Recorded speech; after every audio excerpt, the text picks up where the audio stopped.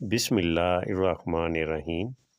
देखती आँखों सुनते कानों को अज़ीम टेलर डिज़ाइनिंग मास्टर की तरफ से अस्सलाम वालेकुम।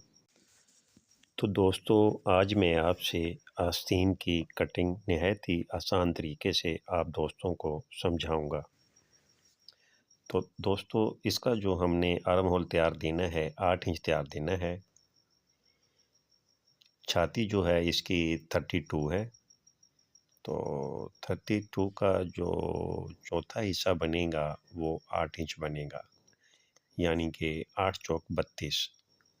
तो 8 इंच हमने तैयार देना है। तो इसकी जो हम गुलाई करेंगे, आर्म होल की जो कटिंग करेंगे वो 8.5 इंच हम कटिंग करेंगे।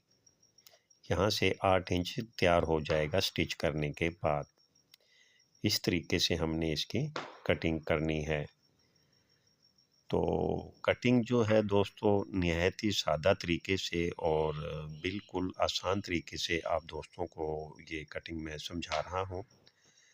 तो इस तरीके से तय लगाने के बाद सबसे पहले तो हम इस्त्री से इसको सीधा कर लेते हैं ताकि कटिंग में थोड़ी आसानी हो जाए। तो उम्मीद करता हूँ कि ये कटिंग आप दोस्तों को नहायत ही आसान तरीके से समझ में आ जाएगी। तो यहाँ से हमने 2.5 इंच इसको डाउन करना है। ठीक है, 2.5 इंच हम यहाँ से इसको डाउन करेंगे इस तरीके से। तो दोस्तों, इसकी जो हमने लंबाई तैयार देनी है वो 22.5 इंच हमने तैयार देनी है। तो इसके दो तरीके होते हैं, वो मैं आगे चल के आप दोस्तों को समझाऊंगा। सबसे पहले हम इसकी गुलाई कर लेते हैं। ये इस शेप में हमने इसको इस तरीके से कटिंग करना है। तो ये ऊपर का यानी कि हिस्सा हमने काट लिया और ये सेंटर का हमने दोस्तों कट लगा लिया है इसका। तो यहाँ से हमने ये 8.5 तैयार देना है, क्योंकि 8 इंच हमने इसको तैयार देना है। आधा इंच दबाव में आ जाएगा, ये 8 तैयार हो जाएगा इस तरीके से। तो अब जो हमने इसकी लंबाई करनी है 22.5 हमने इसको तैयार देना है। लेंथ बाजू की जो लेंथ है, अगर तो 1.5 इंच कम रख लें, 22.5 से 1.5 इंच नफ़ी कर दें। कफ का हिस्सा जो होता है तो 21 इंच आता है।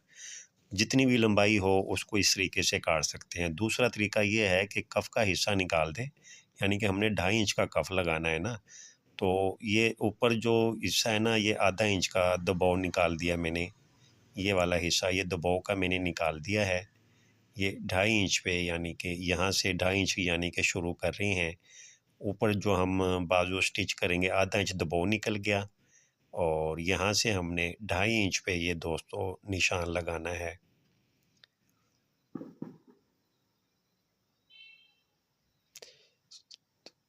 22.5 हमने तैयार देना है। 23 इंच आधा इंच दबाव आ जाएगा। ये आधा इंच दबाव निकाल के हम 23 इंच पे ये कटिंग करेंगे। इस तरीके से 2.5 इंच हम यहाँ से शुरू करेंगे और आधा इंच यहाँ से बढ़ा के 23 इंच पे काट लेंगे। दूसरा तरीका जो है वो नहायत ही आसान है। वो ये है कि इसकी जो लेंथ है ना अपना, जैसे कि हमने 22.5 तैयार देना है, हम 1.5 इंच कम काट लेते हैं। बस कोई ज़्यादा टेंशन की बात ही नहीं है। जैसे कि 22.5 तैयार देना है तो हम ये 21 इंच काट लेते हैं।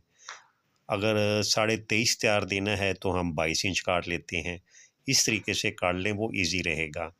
तो ये एक जो जिस इंसान का या जिस कस्टमर का हम ये सूट तैयार कर रहे हैं, वो कोई ज़्यादा भी मोटा ताज़ा सेहतमंद नहीं है। एक नॉर्मल वीक सा यानी कि लड़का है। तो जो जिस्म के हिसाब से जो है ना इसका, वैसे अमूमन तो ये हिस्सा हम 6 इंच रखते हैं। अगर कस्टमर ज़्यादा वो नहीं है तो फिटिंग मांगता है तो हम इसको 5.5 5.25 इस हिसाब से उसके फिटिंग के हिसाब से कर सकते हैं। तो फ़िलहाल ये हम जो है 5.5 5.25 ये 5.5 पे कटिंग कर रहे हैं कि ज़्यादा इसको हमने लूज़ नहीं करना। वैसे अमूमन जो हम काटते हैं 6 इंच पे, ये नॉर्मल जिस्म की जो कटिंग करते हैं 6 इंच पे कटिंग करते हैं। और इसकी जो कटिंग करेंगे इस तरह हल्की सी शेव हमने बाहर निकाल देनी है। क्योंकि यहाँ जो हम सिलाई लगाएंगे उसमें दुश्वारी नहीं होगी, कफ का बैलेंस एक जैसा आ जाएगा। तो इधर से हम इसके हिसाब से ये इसको तराश लेते हैं, काट लेते हैं इस तरीके से। ऊपर के जो 2 पल्ले हैं फ्रंट वाले, इस तरीके से रख के इनको हल्की सी अंदर वाली साइड पे शेप देनी है, ताकि फ्रंट साइड में कोई सलवट ना आए, क्लियर हो जाएगी।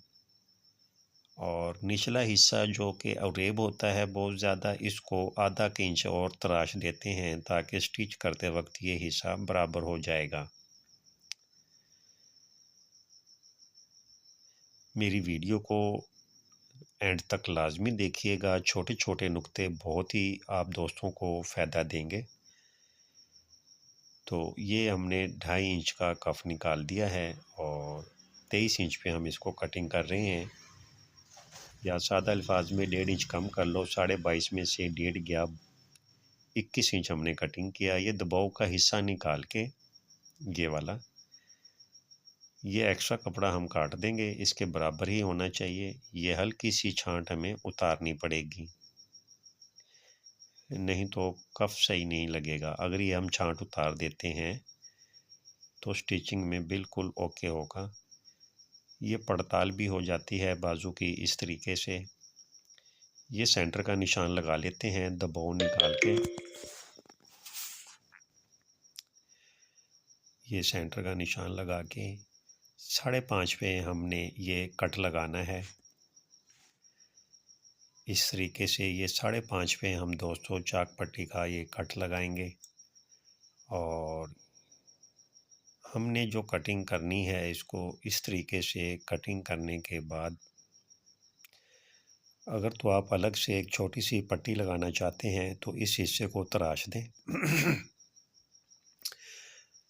हमारी शॉप पे जो काम होता है, बाजू की चाक पट्टी जैसे हम एक छोटी सी बटन टेक लगाते हैं, इसी तरह एक छोटी सी चाक पट्टी अलग से बुकरम की फोल्ड करके फ्यूजिंग करके लगाई जाती है। अक्सर दर्जी कपड़े को इसी तरीके से फोल्ड कर देते हैं। अगर आप इसको इसी तरीके से फोल्ड करते हैं तो छांट उतारने की ज़रूरत नहीं है। तो अगर अलग से छोटी सी पट्टी अगर आप लगाना चाहते हैं तो ये हिस्सा आप तराश दें। इससे ये होगा कि क्वालिटी और एक मियारी काम तैयार हो जाएगा, जो कि एक बहुत ही अच्छा लगेगा। एक चाक पट्टी जो है ना इजीली इसमें इस जगह पे सेट आ जाएगी, कोई मुश्किल नहीं होगी और आपकी दुकान का एक मियार बनेगा। तो दोस्तों ये थी हमारी बाजू की कटिंग, जो कि मैं उम्मीद करता हूँ कि आप दोस्तों को बहुत पसंद आई होगी और कोई छोटे छोटे नुक्ते जो हैं हमारे इल्म में इजाफ़ा हो जाएगा। तो दोस्तों अगली वीडियो तक अल्लाह हाफिज़।